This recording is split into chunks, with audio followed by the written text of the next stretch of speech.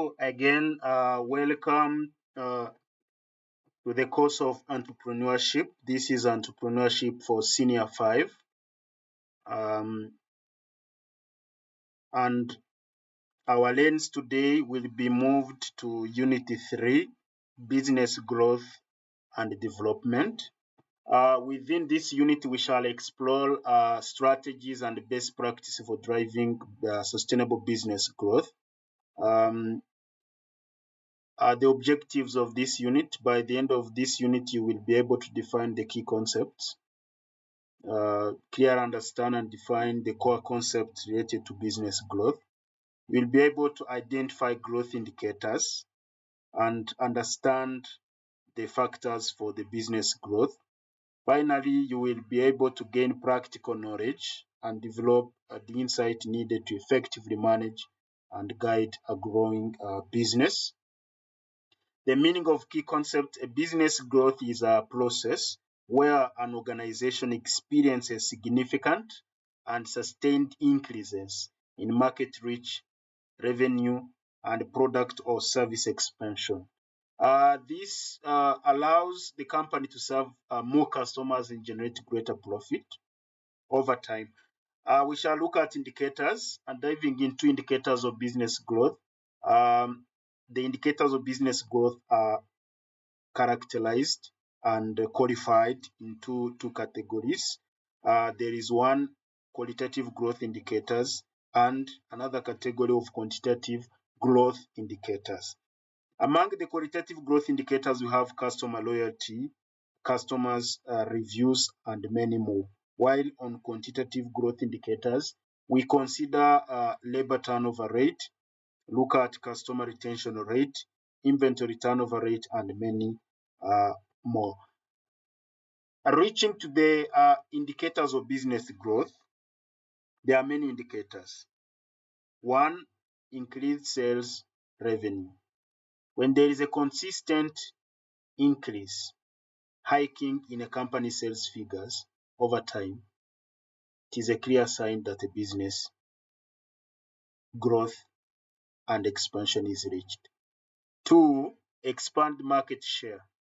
As a business grows, it will capture a larger proportion and a portion of the overall market. When we say market share, expanded market share, it means that a company has occupied the market. It's having a larger portion of its product being prevalent to the market. Diversified product offerings. When the business is expanding, it will often expand its product lines to meet the evolving needs of the customer base. So when you find so many products belonging to one company, just get to know that that business has grown. Increase in sales volumes. Increasing sales volumes show business growth as they lead to higher revenue, indicating more customers and successful operations. Increased capital, number 5. So a rise in amount of money invested into the business is a strong sign for its growth. Increase in asset. Once you find the business is buying more assets, just get to know that the business has money and doesn't have the problem of liquidity. So the business has grown. Increase in profit. Once you realize that a business has higher net income and profit margins, it demonstrates that a business is earning more revenues than the expenses it incurs. Opening more branches, establishing new locations, outlets, whether they are retail stores, the offices, manufacturing facilities, all these reflect that the business is growing. Increased number of employees. Of course, when a business is growing, it will need to hire more staff. Use of advanced technology. Once a business is starting to start with a moderate or even a simpler technology, but when it is growing, it brings in an advanced and a complex one, a sophisticated technology. Once you find a technology which is advanced in a company which used not to have it, just get to know that the company has grown. Increased stock of goods to the companies that keep stocks. Uh, when you find a wide variety of goods and services in a given company that keep a stock, and you find there is uh, the high stock movement, the high stock turnover, it means that the business has customers and the business has money with the goods that you can trace in the stock. Better salaries and wages paid to workers. When a business is growing, of course, it will have to give better wages and salaries and other incentives to retain employees and casual workers.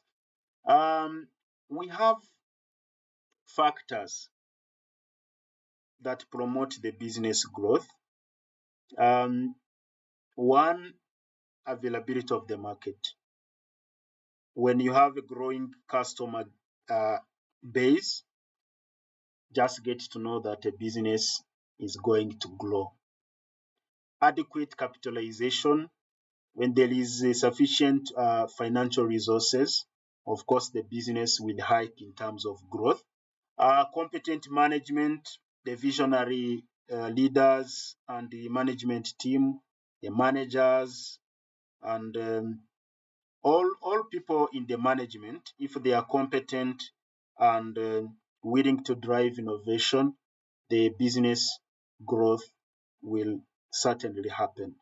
Strategic location. Once a business is located strategically in a good place, near to the customers, a location where distributing goods to the customers won't be a problem.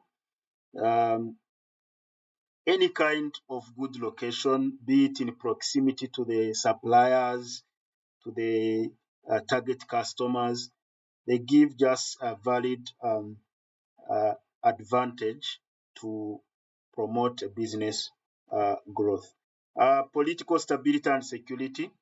A stable political environment with reliable laws and policies uh, is very crucial, very important to the business growth and stability of the business. Quality of workers, the skilled, educated, motivated workers who are always willing to drive innovation, uh, contribute to the business growth. Proper business planning, a comprehensive business plan with all what it takes, the clear goals, strategies for guiding a company's growth is very important because the business won't do what is not planned. Number 8, technology used by the business. A technology impacts the quantity and the quality. When you have a sophisticated technology that can provide quality and quantity at the same time, that's a key factor for the business growth. Favorable government policies like low taxes, the subsidies, directly impact the business growth. 10, favorable economic environment. When there is a favorable economic environment where consumers have income to spend, so their buying habit will also increase and the business will perform well in the end. Presence of business support services like banks, insurance services, telecommunication companies, giving the free toll numbers, the way to communicate, all these contribute to the business growth. Good entrepreneurial characteristics.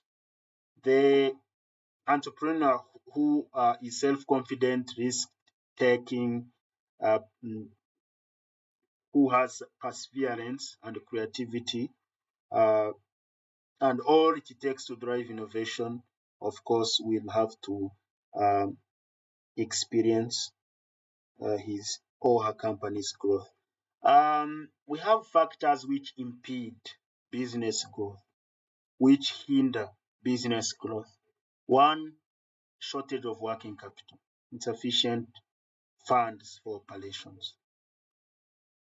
When the business doesn't have enough funds, of course, its growth will not be possible. High interest rate, the high lending rates make it hard for the businesses to access the needed capital because of fearing or even defaulting to pay a loan to the banks. Strict collateral requirements, when there are strict rules for the collateral security for any business that wants a loan from the bank, then businesses will find it very hard to grow. Complex loan procedures, when there is a complex loan process, the businesses will be discouraged totally to seek investment. They will be discouraged from seeking funds. Insufficient market, lack of demand, market saturation, all this can hinder a business ability to grow. Lack of research. Not understanding customer needs and market trends can prevent effective business growth strategies. Lack of advertising, failing to promote products and services to potential customers limit awareness and growth because customers won't be aware of what's going on, so they won't buy. Inadequate education and training. Oh my God.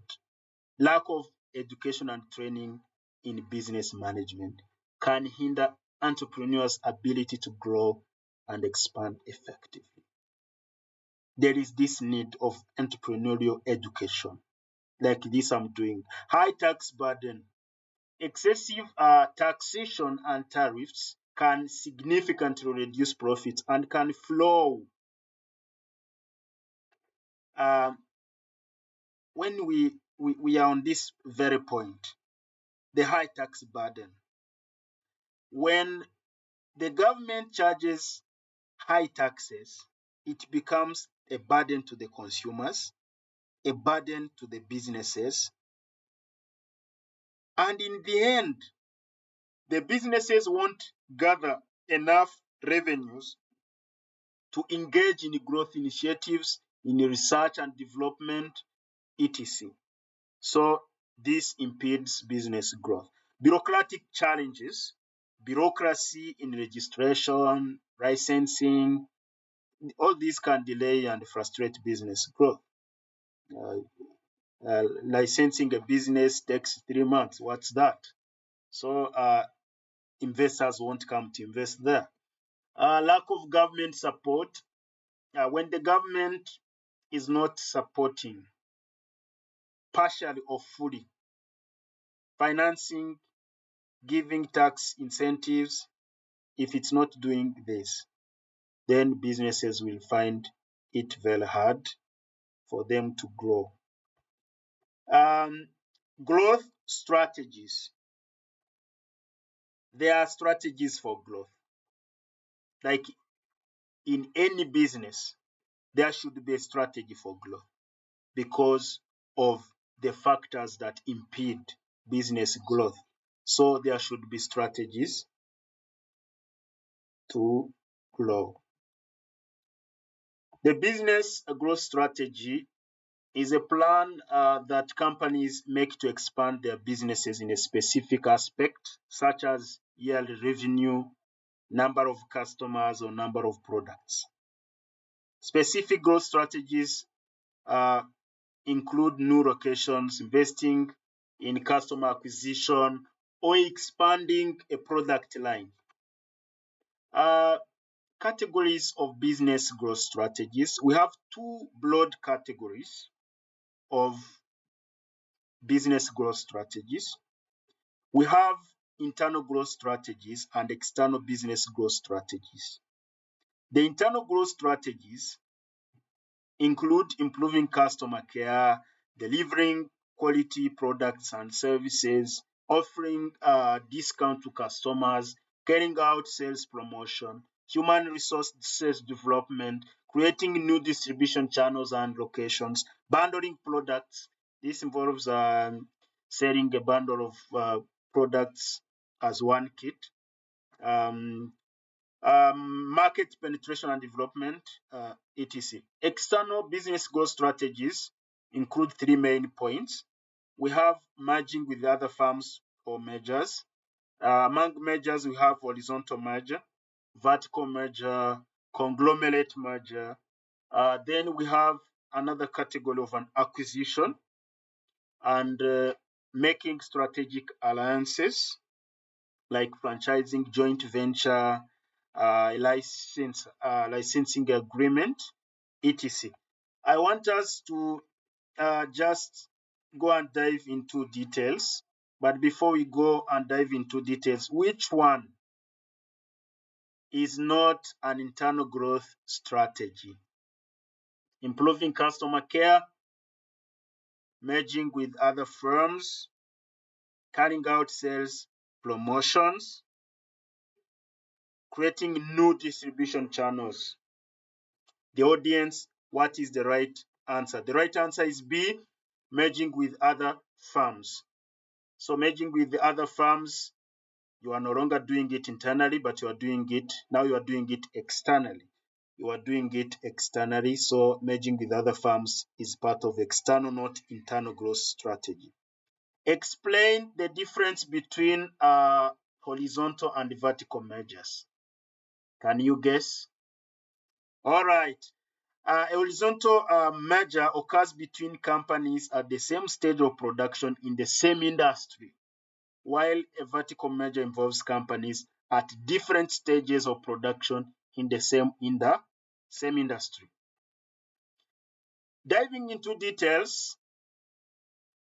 dear audience, members, all followers, internal business growth strategies refers to the expansion of a business enterprise using internal resources and capabilities. Underline internal resources and capabilities. Underline internal resources and capabilities.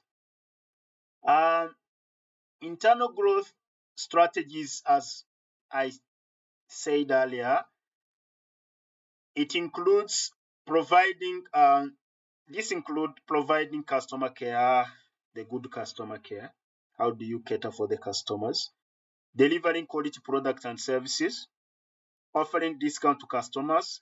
Of course, I hope that you remember that a discount is a reduction, and there are customers who are discount oriented. So once you have discount, just know that there is a segment of customers that you are attracting. Carrying out sales promotion, like giving discounts, advertising on radios, televisions, newspapers, etc. Human resources development, like training workers to increase productivity, etc. Then a question on this: which one of the following is not an internal growth strategy mentioned in the text? Improving customer care, expanding to new markets, delivering quality products and services, human resources development. 3, 2, 1. What is the correct answer, followers? The correct answer is B, expanding to new markets. And so another question, write whether each of the following is an internal growth or external growth strategy. Improving customer care, that's an internal growth strategy. Merging with other firms, that's external growth strategy. Carrying out sales promotion, that's an internal growth strategy. Creating new distribution channels, that's an internal growth strategy. Which of the following is not an internal growth strategy mentioned in the text? All right, all of these are internal growth strategies. Improving customer care, expanding to new market is not. Expanding, yes, expanding to new markets,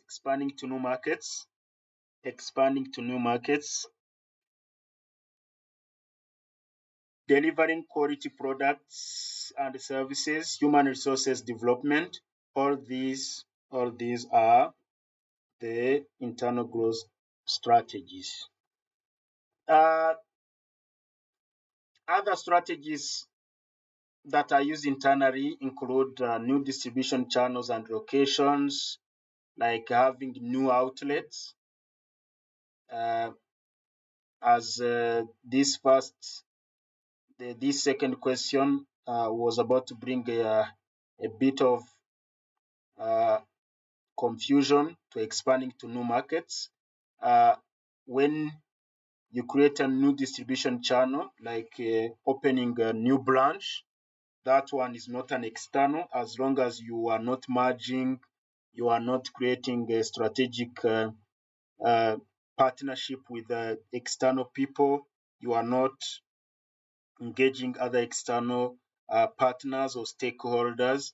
It is still internal growth strategy.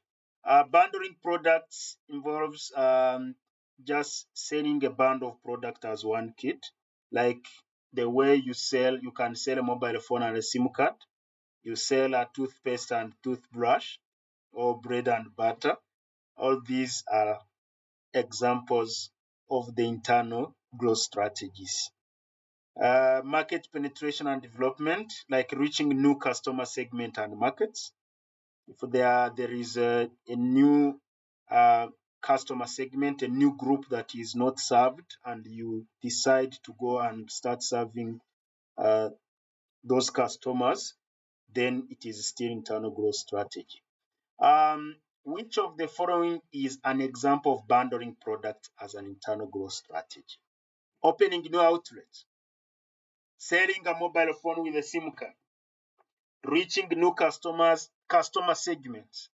D, creating new distribution channels. Our followers, which one is correct? The correct answer is B, selling a mobile phone with a SIM card. External growth strategies.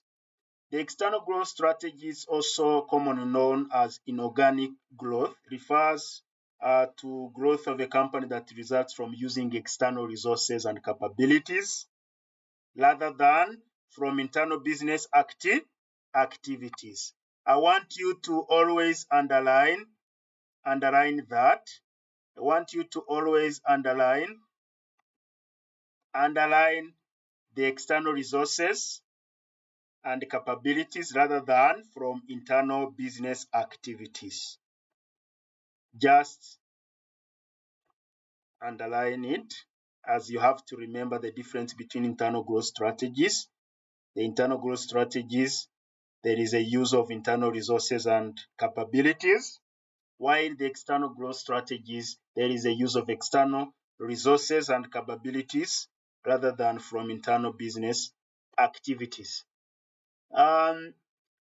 Basically, the objective of external growth may vary, but among the objectives of the external growth, companies use external growth strategies in order to obtain access to new markets. They want to increase market power and expand, occupy the market, increase their market share, access new technology or new brand, diversify a product or service, and increase the efficiency of business operations.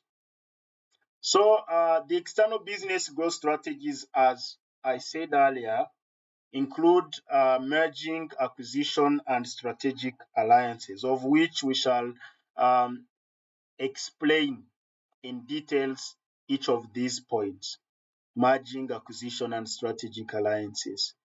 Merging with other firms, or what we call mergers. A merger is when two owners of a business agree to join their businesses together. When there is a merger, it means the two owners of a business agree to join their businesses together. We have three types of external growth, three major types of external growth. We have horizontal, vertical, and conglomerate merger. Specifically, we are talking about merging or integration. The merging or integration, we have horizontal integration or horizontal merging. This happens when a company, when companies of the same industry and stage of production decide to merge or take over. An example, a chocolate manufacturer may take over another chocolate manufacturer. So that one is horizontal integration or a horizontal merging. The benefits of horizontal merging. Horizontal merging reduces the number of competitors in the industry, as two or more companies doing the same things or at the same level in the same industry have decided to merge, so it will reduce the number of their competitors. Bring opportunities for economies of scale. When we say economies of scale, these are advantages that are enjoyed by the businesses. The advantages enjoyed by the businesses. A bigger share of total market can be achieved. Yes, a bigger share of the total market can be achieved. Yes. As you can see, the opportunities for the economies of scale, when the business expand, there are advantages it brings. Those advantages it brings are what we call economies of scale. The advantages brought by the size of the business or the growth of the business. Problems may include these economies of scale. As the business grow, as you integrate, you merge, the business becomes so big, its management, so it comes that the size of the business comes with the cost. The cost may be high, the management, etc. may be very complex. So those are the diseconomies, the disadvantages brought about by the size of the business. Difficulty in controlling and managing the business. Yeah, it may be very hard to manage a big size of the business. Number two, another type of merging is vertical integration or vertical merging. The vertical merging is when one business merges or takes over another business in the same industry, but at different stages of production. I'll repeat, when one business merges or takes over another business in the same industry, but at different stages of production. This can be a forward integration or a backward integration. And the forward integration is when merging or takeover is done with the next stage of production. For example, a chocolate manufacturing company, which deals, of course, in secondary sector manufacturing, merging with a chocolate shop. You know, a chocolate shop is dealing in tertiary sector, the sector of giving services. So this is a forward. There is a manufacturer, but the manufacturer has decided to merge with the shop. You can see where the manufacturer sells chocolate. He wants that manufacturer, or she wants that the manufacturer will continue to enjoy the profit, even up to the level of where the products gets to be consumed by customers. Backward integration is when merging or takeover is done with the previous stage of production. I repeat, when the merging or takeover is done with the previous stage of the production. I will give you an example. A chocolate manufacturing company taking over a cocoa farm. I have a question here. What type of integration occurs when a chocolate manufacturing company merges with a chocolate shop. Horizontal integration, backward integration, forward integration, conglomerate integration. Which one is the correct answer? Followers? C is the correct answer. Benefits for forward integrations, benefit for forward integration or forward merging.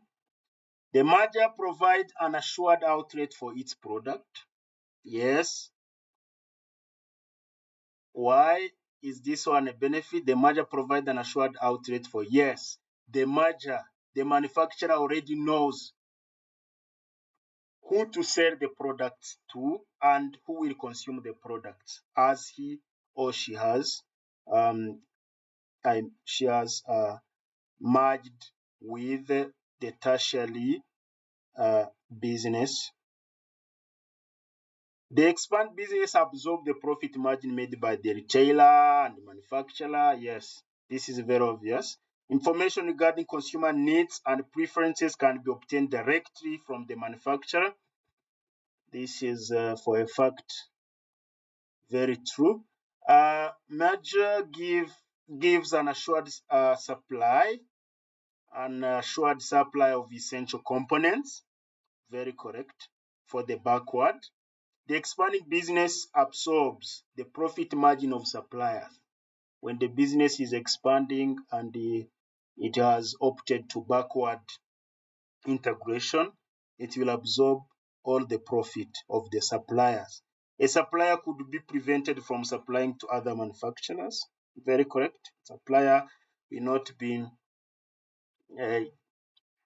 allowed to supply to other manufacturers as he or the business has merged to a specific manufacturer.